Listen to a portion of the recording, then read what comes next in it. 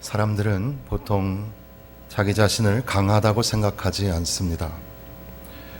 겸손하기 때문에 도리어 자기를 강하다고 얘기하지 않고 약하다고 말하지만, 사실 일반적으로 자기를 강하다고 하는 사람보다는 자기가 약하다고 하는 사람이 훨씬 많습니다. 한 사람이 말합니다. 나는 불쌍하고 연약한 사람입니다. 어떤 사람들은 주님 안에서 주님의 능력으로 하나님을 위하여 많은 일을 합니다. 하지만 나는 그리스도 안에서 아직 연약한 아기일 뿐입니다. 하나님을 위해 할 수 있는 일이 거의 없습니다. 그래서 절망하고 낙심합니다. 그런데 이것이 절망할 이유가 되지 못하는 것은 고린도후서 9장 8절에 기록한 것처럼 하나님이 능히 모든 은혜를 너희에게 넘치게 하시나니 이는 너희로 모든 일에 항상 모든 것이 넉넉하여 모든 착한 일을 넘치게 하게 하려 하심이라. 하나님이 우리에게 은혜를 넘치게 주신다고 말씀합니다. 넉넉하게 주신다고 말씀하는 겁니다. 하나님은 우리의 약함에도 불구하고 은혜를 넘치게 부어주셔서 부족함이 없게 하신다는 말씀입니다. 그럼에도 불구하고 우리는 가끔 내가 받은 은혜가 너무 약하다고, 그래서 약한 은혜라고 생각할 때가 있습니다. 너무 연약해서 쉽게 넘어지고 쉽게 꺼지고 쓰러지고, 강한 사람들은 넘어졌다가도 금방 일어나는데 나는 너무 약해서 일어나려고 하다가 또 넘어지고 쓰러집니다. 위대하고 큰 일은커녕 자그마한 일도 감당이 안 되고 쉽게 실망하고 절망하여 넘어집니다. 그래도 절망하지 말아야 합니다. 시편 6편 2절에 기록하기를 여호와여 내가 수척하였사오니 내게 은혜를 베푸소서. 여호와여 나의 뼈가 떨리오니 나를 고치소서. 내가 수척하였사오니의 다른 번역은 여호와여 내가 약하오니, 약하고 병들고 아플 때에도 하나님 앞에 은혜를 달라고 기도합니다. 육체적이고 외적인 약함에도 하나님은 우리에게 자비를 베풀어 주시고 더 주시고 넉넉히 주시기를 원하시는 것을 믿으시기를 바랍니다. 매일 거두었던 만나, 어떤 사람은 많이 거두고 어떤 사람은 적게 거둡니다. 저 사람이 받은 은혜는 큰 것 같고 내가 가지고 있는 은혜는 참 작은 것 같고, 그럼에도 불구하고 모든 성도들은 예수 그리스도 안에서 동일한 비율로 영적인 만나를 소유하는 그 귀한 진리를 잊지 말아야 합니다. 우리는 말합니다. 나는 너무 약합니다. 부서지고 꺾어집니다. 그런데 주님께서는 말씀하십니다. 나는 상한 갈대도 꺾지 아니한다. 일반적인 갈대도 부드럽고 연약하여 꺾어지기 쉽지만 상한 갈대라면 쉽게 부서지기 쉬울 겁니다. 그럼에도 불구하고 주께서는 나는 상한 갈대도 꺾지 아니한다고 말씀합니다. 우리는 또 말합니다. 나는 너무 약합니다. 내 불씨는 점점 꺼져가고 있습니다. 그런데 주님께서는 말씀하시기를 꺼져가는 심지도 끄지 아니한다.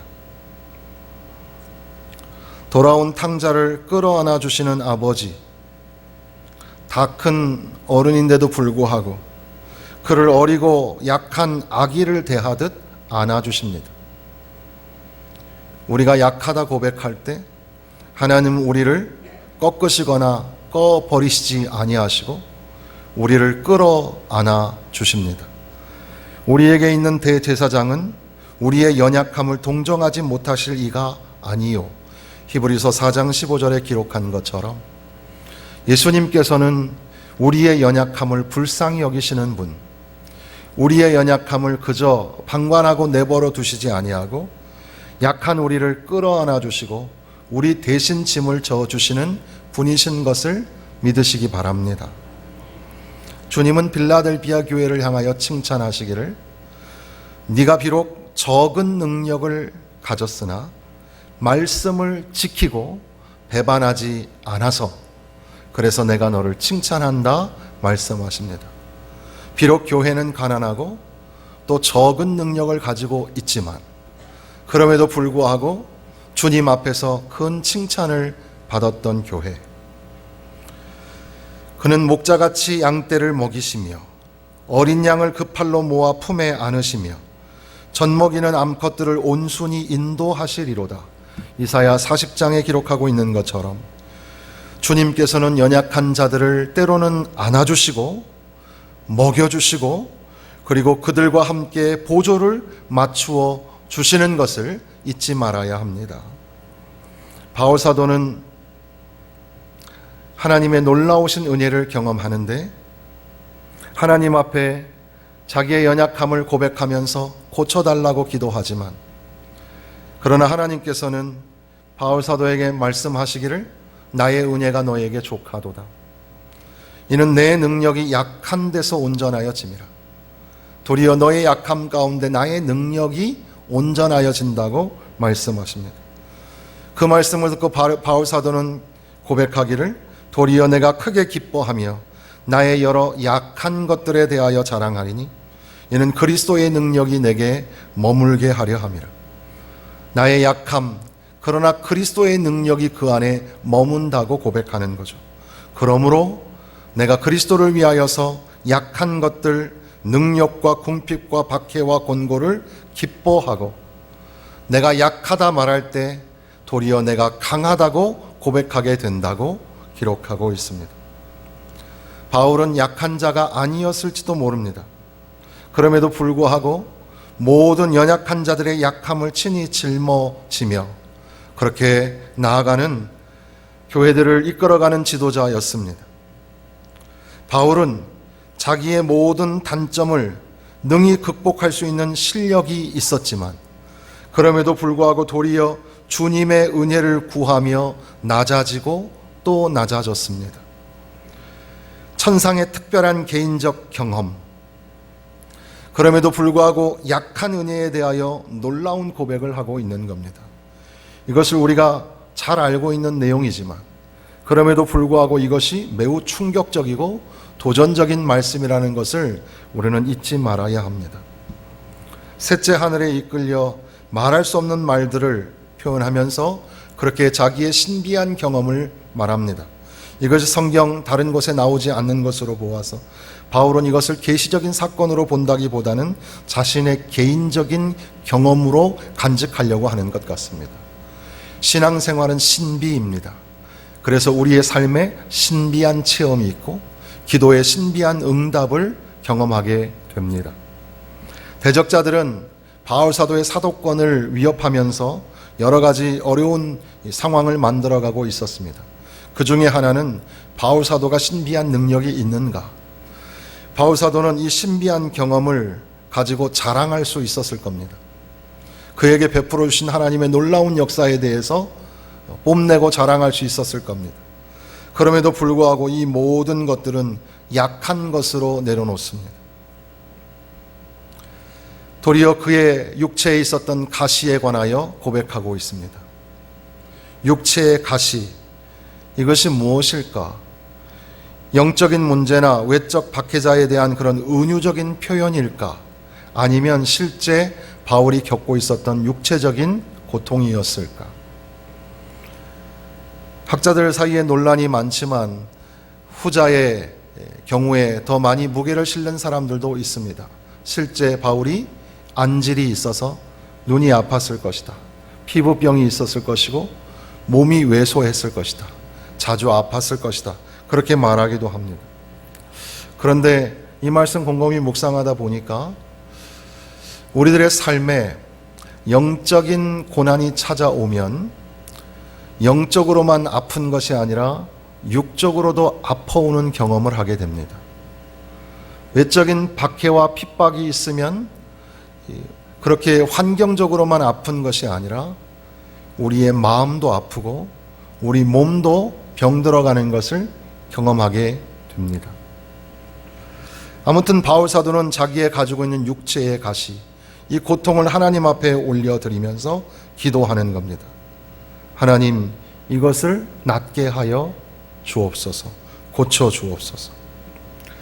그런데도 불구하고 우리가 읽지 않았지만 이 7절 말씀 보시면 여러 계시를 받은 것이 지극히 크므로 너무 자만하지 않게 하시려고 내 육체의 가시 곧 사탄의 사자를 주셨으니 이는 나를 쳐서 너무 자만하지 않게 하려 하심이라.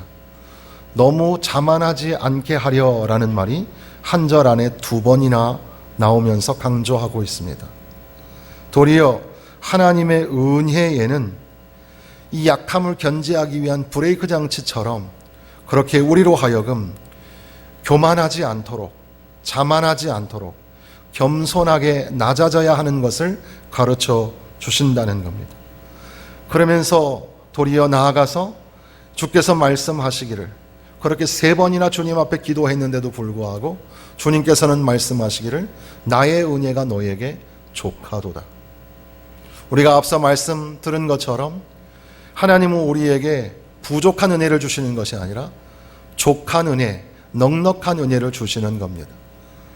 저 사람은 큰 은혜 받은 것 같고 나는 적은 은혜 받은 것 같아도 하나님은 우리에게 넉넉한 은혜, 부족하지 않은 은혜를 주시는 것을 믿으시기를 바랍니다. 하나님이 바울 사도에게 말하기를 나의 은혜가 너에게 족하도다.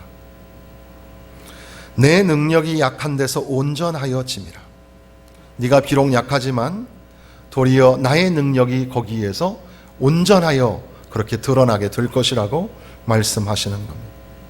그러므로 바울 사도는 그 약함이 고침받지 않았음에도 불구하고 크게 기뻐함으로 나의 여러 약한 것들에 대하여 도리어 자랑하리니 이는 그리스도의 능력이 내게 머물게 하려 함이라. 이것이 참 귀한 말씀이지만 우리에게 충격적인 도전입니다. 어떻게 약함이 우리 가운데 있기를 바라는 기도를 할 수 있겠습니까? 약함을 도리어 기뻐할 수 있겠습니까? 그럼에도 불구하고 그리스도의 능력이 내 안에 머물 수만 있다면 나는 도리어 약한 것도 기뻐하겠노라고 선포하고 있는 겁니다. 그러므로 내가 그리스도를 위하여 기뻐하는 것 5가지가 나오는데 약한 것들을 기뻐하고, 그 다음에 인설트, 그래서 공개적인 모욕이라고 번역할 수 있겠습니다. 공개적인 모욕도 우리 성경에는 능욕이라고 되어 있는데 기뻐합니다. 또한 궁핍 가운데서도, 박해 가운데서도, 그리고 운신하기 힘든 곤란의 상황 가운데서도 기뻐합니다. 약함 그 자체를 즐거워하는 사람이 있겠습니까? 능욕을 받고 박해를 받고 곤고함을 당하고 궁핍함을 경험하는 거, 그 좋아할 사람이 있겠습니까? 그렇지 않을 겁니다. 그럼에도 불구하고 그리스도를 위하여, 내가 그리스도를 위하여 이 모든 것들을 기뻐하겠노라. 이는 내가 약한 그때의 강함이라. 이 약한 그때의 강함이라 라는 것, 이것은 원문으로 설명을 하면 For when I am weak, 내가 약하다고 말할 때, Then I am strong, 이어 내가 강하다라고 말합니다. 나는 약합니다 라고 말하는 그때 나는 강하다라고 말하는 것입니다. 그러니까 나는 약한 것, 그것이 오늘 나의 현실이지만 그럼에도 불구하고 그리스도의 능력이 내 안에 머물기 때문에 내가 약한 것들을 기뻐하고 능력과 궁핍과 박해와 곤고를 기뻐하는, 도리어 그 자리, 약하다라고 말하는 그 자리가 도리어 나에게 강함이라고 말하는 자리가 된다는 겁니다. 그리스도인의 참 능력이 무엇입니까? 바로 사도 바울이 이렇게 놀랍게 정의하고 있는 것처럼 약함, 그때의 강함이라. 옛날이나 오늘이나 이 세상의 능력에 대해 생각하는 것은 외면적이고 물리적인 힘의 그 영향력에 있습니다. 그리스도의 능력은 그런 관점에서 보면 참 약하죠. 그런데 능력이 우리에게 있는 여러 가지 재반, 수단이나 환경에 있는 것이 아니라 예수 그리스도 안에 있기 때문에 우리의 약함이 오히려 그리스도의 능력의 통로가 된다는 것, 약함을 통한 능력, 이것이 바로 그리스도인의 능력의 핵심이 됩니다. 우리는 혹시 우리가 좀 힘이 세면 그러면 영향력을 미칠 수 있다고 생각하는지 모릅니다. 돈이 많으면, 권세가 있으면, 그리고 내 입술로 하는 입술의 권세가 있으면, 그러면 세상 모든 것들을 쥐어잡을 수 있는 능력이 있다고 착각하고 있는지도 모릅니다.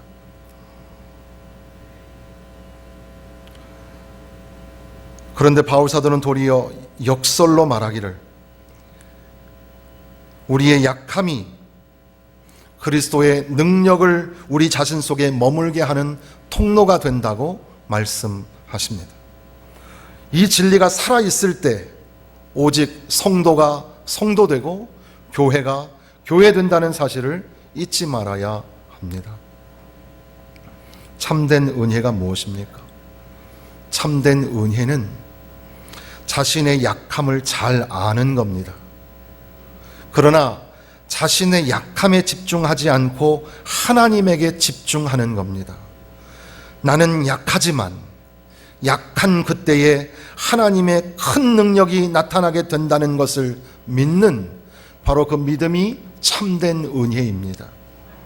비록 내가 연약하여도 절망하지 말 것은 주께서 나와 함께 하시고 주께서 나를 강하게 하시기 때문입니다. 내가 받은 은혜가 약한 은혜로 느껴지고 그럼에도 불구하고 그 은혜가 내게 족하며 하나님의 능력의 통로가 된다고 믿음으로 고백해야 합니다. 약한 은혜가 나를 더욱 온전하게 하고 이것이 우리의 자랑이요 그리스도의 능력을 머물게 하는 것임을 믿으시기를 바랍니다. 그리스도를 위하여 약함을 감당합니다. 능욕과 궁핍과 박해와 곤고를 기뻐합니다. 그리고 내가 약한 그때에 선포합니다. 나는 강하다. 우리가 독일이나 오스트리아 그리고 스위스, 그러니까 북유럽의 산지 지방을 여행하다 보면 작은 봉우리, 높은 봉우리 할 것 없이 올라가는 봉우리마다 쉽게 십자가를 발견하게 됩니다. 나무로 만든 십자가, 철근으로 또 대리석으로 만든 십자가들을 곧잘 만나게 됩니다. 알프스 어느 봉우리에 큰 대리석으로 만든 하얀 십자가가 솟아 있습니다. 그 십자가 위에는 영문으로 Only Jesus, 오직 예수라는 글이 씌어져 있습니다. 언젠가 어떤 실업가가 아내와 사랑하는 외동딸을 데리고 알프스 산에 왔다가 그 사랑하는 딸이 발을 헛디뎌서 추락하여서 죽게 됩니다. 슬픔 중에 그 사랑하는 딸의 유해를 거두어 묻은 후에 그는 슬픔을 이기지 못하고 온 세계를 떠돌아다니게 됩니다.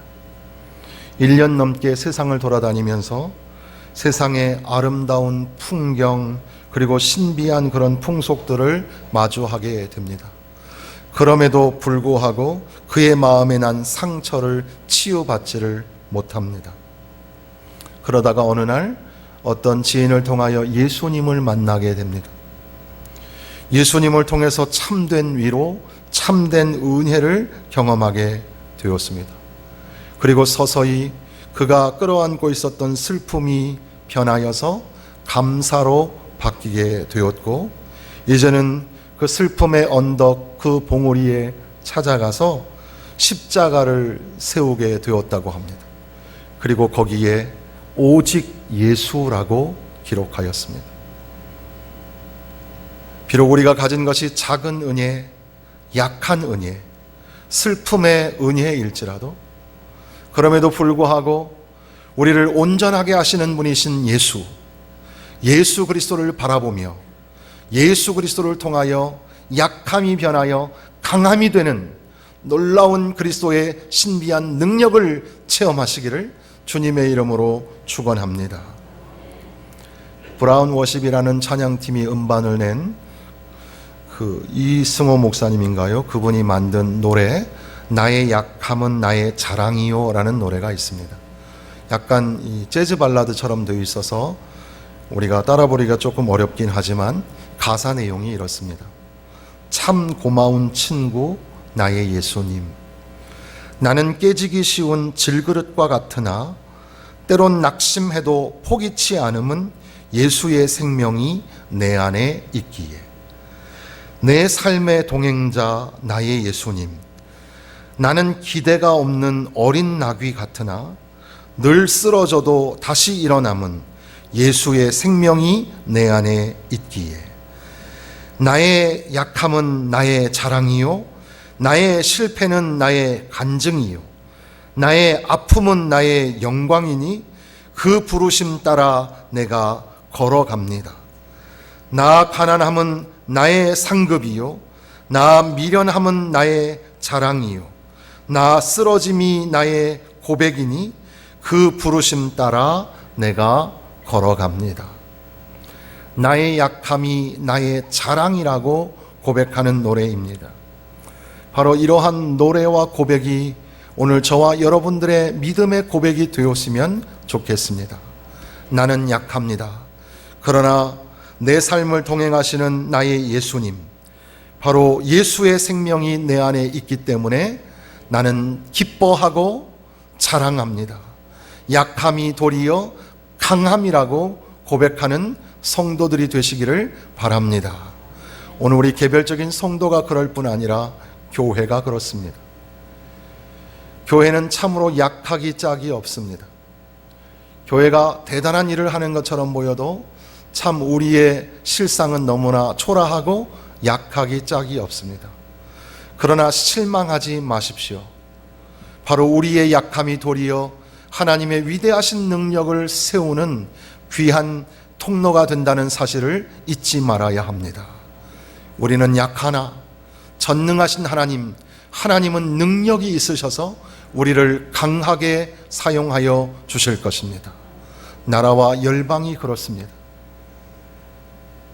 나라 스스로 무엇을 해낼 수 있는 것 같아도 자연 환경이 조금만 바뀌어도 우리는 쩔쩔매고 두려워합니다.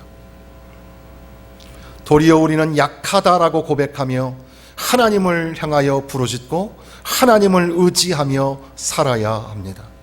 하나님, 과거도 우리를 인도하여 주셨고 오늘도 우리를 인도하여 주시는 하나님, 앞으로 미래의 삶도 우리를 이끌어 가실 줄로 믿습니다.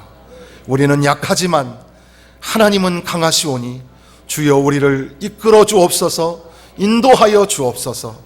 그리하여 하나님을 신뢰하며 의지하는 가운데에 나는 비록 약하지만 하나님은 강하시고 강하신 하나님의 능력 안에서 나 역시 강하다고 고백하는 저와 여러분 되시기를 주님의 이름으로 축원합니다. 전능하신 하나님,